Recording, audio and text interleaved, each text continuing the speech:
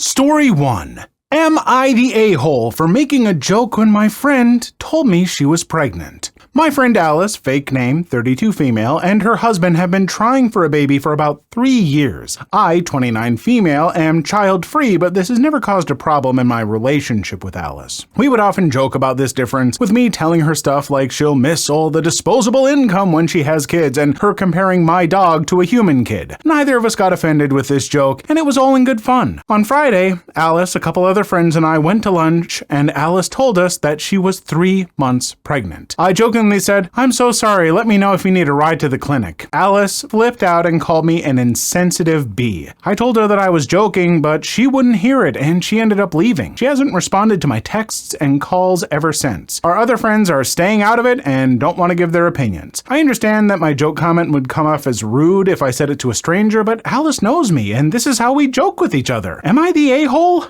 Oh, I mean, maybe, kind of. Yeah, that's, I get that you have a joking relationship and you've, made certain jokes before, like, comparing pets and kids and you telling her she'll miss the disposable income. But for her to actually share the news after 3 years, like, I am finally pregnant, and your first response to be, oh boy, let me know if you want to get it aborted, essentially, is wild. Like, this is an actual, like, super exciting moment for her or something like that. Like, it wouldn't be like, she's like, I keep trying, and I'm hoping one day I'll get pregnant, and like maybe insert the joke there. But at this moment where she finally has this, where after 3 years, her dream is coming true, and you go for the joke then, even if you have that rapport, I think that's a moment where you celebrate with her, even if you don't like kids. I don't want kids. I have no desire to, but I would certainly not try and take away from someone's big moment like that. So yeah, I don't know. There is a time and a place for jokes, especially ones that, are essentially like, oh, you finally got your wish. Let me know if you want to cancel it or so. Like, I think it might have been a bit far. I still think that she should maybe talk to you and not like completely cut you out or anything, but oof. Yeah, no, not the time for that joke, I don't think. Story 2. My boyfriend won't stop telling me that I smell bad.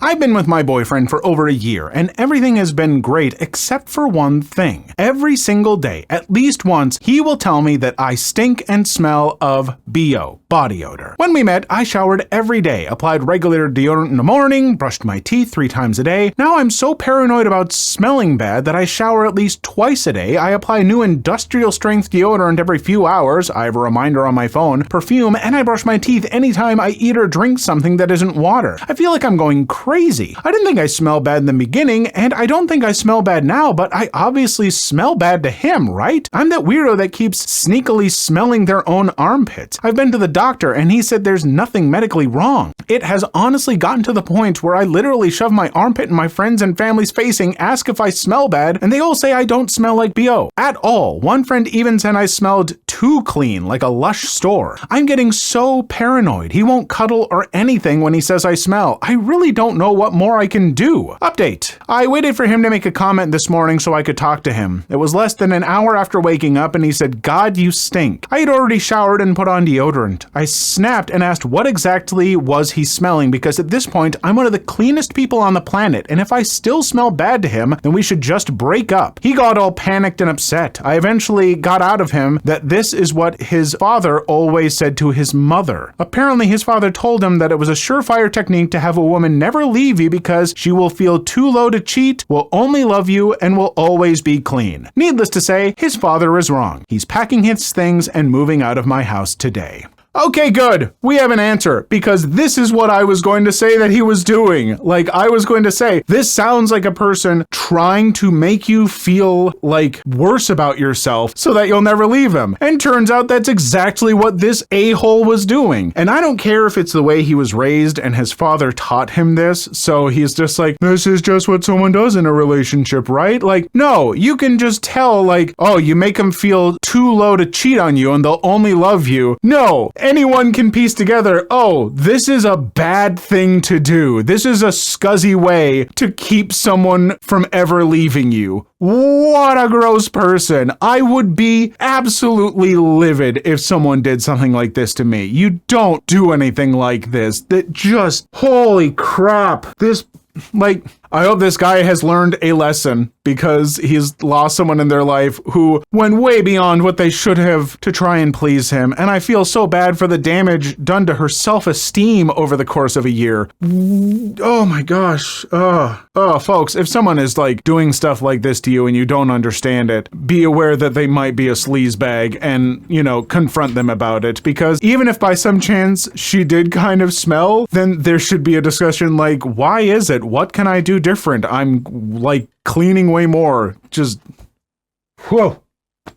Story 3. Entitled Mother Flips After She Reads the Post About Her Daughter and Her.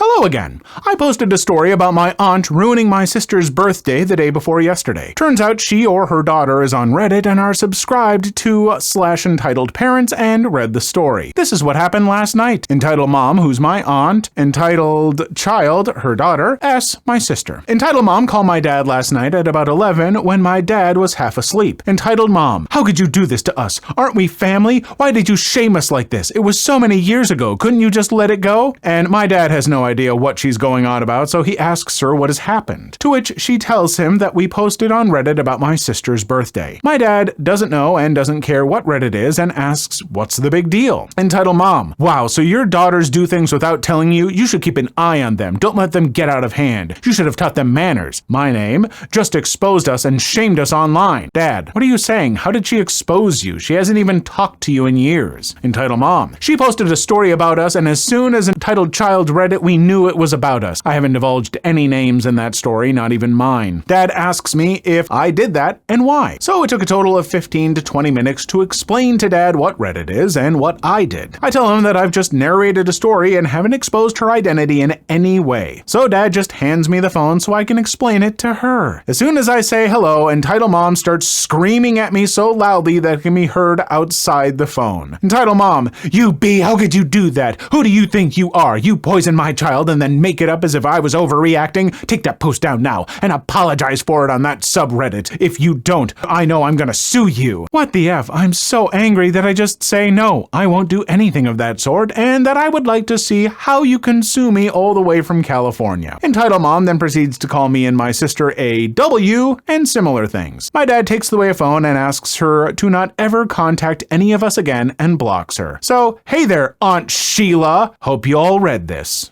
Notice how at no point was Aunt Sheila's argument something along the lines of we've never acted like that, and what a bunch of made up stuff, and it just makes us look bad, and da-da-da. No, it seems to be that she recognizes that the story that was posted is true, and so she's mad that there is a story that doesn't identify them whatsoever, complaining about something that they did. It's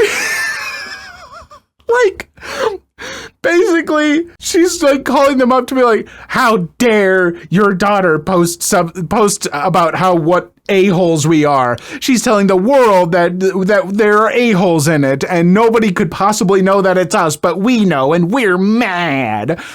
Just don't admit. If your kids saw it, it's no, I'm not going to admit that this is us. I don't have to admit anything. You don't have to admit it. Story 4. Apartment manager doesn't take cash for 2-cent bill. Malicious compliance ensues. In 2019, I moved from an apartment complex in Celebration, Florida to a condo. As usual, when you move out of an apartment, you get a final bill which includes your last month's prorated rent, deductions for damages, security deposit refunds, and the like. We paid for it. The next month, I get a call from my wife who says we've got a follow-up bill in the mail from the apartment manager company for 2 cents. We're both in the tech field, so we laughed that this company's IT department didn't catch the edge cast of spending 50 cents in postage to collect collect 2 cents in revenue, but it happens. My wife prints out a copy of the bill. I grab 2 cents from the change jar. The apartment complex is on my daily drive, so I swing by the office. I walk in and tell the manager that I want to pay my last bill. I say, "It's 2 cents. Here's the bill. I have the 2 cents if you want it." The manager says, "We don't take cash." Nothing else. There was an awkward pause. I say, "I don't expect you to take cash. I expect us both to have a laugh about how silly computer systems are, and for you to write off the 2 cents because it'd cost you more to process the payment." She says, "I'm not going to do that." Again, awkward pause. I say, "So you want me to write you a check for 2 cents and mail it, and you're going to process that check?" The manager says, "Yes, send us a check and we'll process it," and then walks back into her office to end the conversation. I go home and set up an automatic monthly bank payment to my apartment complex for 3 cents. And then, because I'm a programmer, I write some code to send a letter once a month saying, "I'm so sorry, I've overpaid my bill. Please send me a check for the overpayment." And I use an online service that sends postcards in ridiculous sizes, up to around 18 inches by 24 inches, figuring that'll maybe be my escalation strategy. The first of the next month, I get a call from the apartment company's regional manager. After introducing himself, the next 2 minutes were the most sincere. "Oh God, we made a mistake. Please don't do this. We'll never contact you again." Apology anyone could have hoped for. I stopped the mail and never heard from them again. Did I spend several hours on MC for 2 cents? Yes. Was it worth it? Absolutely.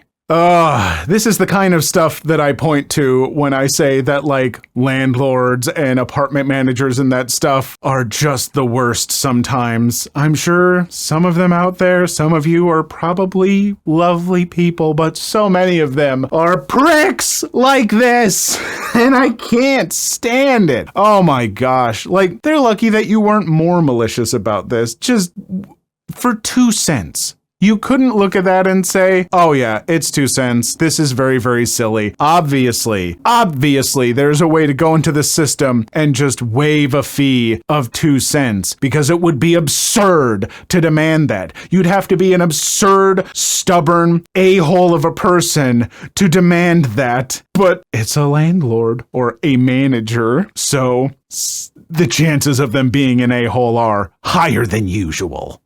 Please leave your story in the comments. I would love to make a video on them in the future. Also, don't forget to like and subscribe.